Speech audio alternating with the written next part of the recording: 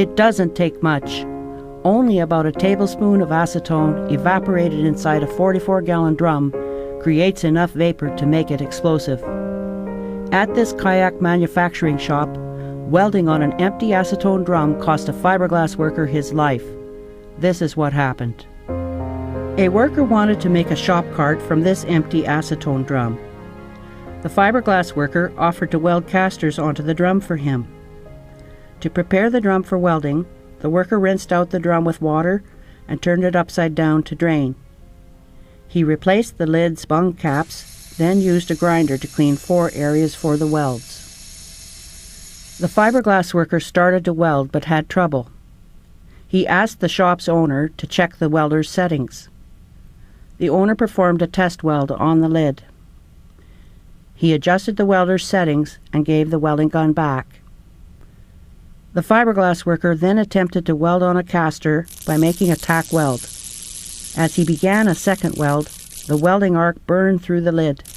Acetone vapor inside the drum ignited, exploding and throwing the worker across the room. He would later die from his injuries.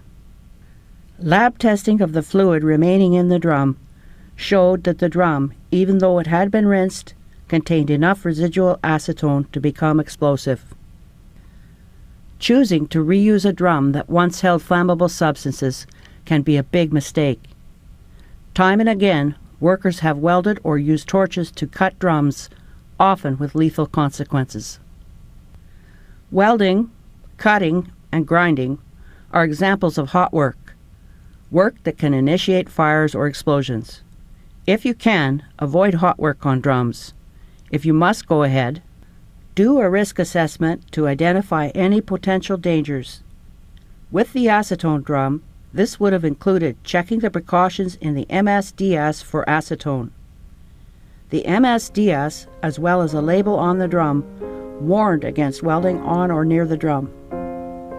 Follow the manufacturer's instructions for flammable substances. Don't weld or do any other hot work if the instructions say not to. If the instructions allow hot work, set up safe work procedures such as how to clean the drum and how to test for residues. Train and supervise workers in the procedures so that they know the risks and the precautions. Learn from the tragedy that occurred in this workplace. Before welding, cutting, or grinding on a drum, know what's been inside it and whether it's a danger.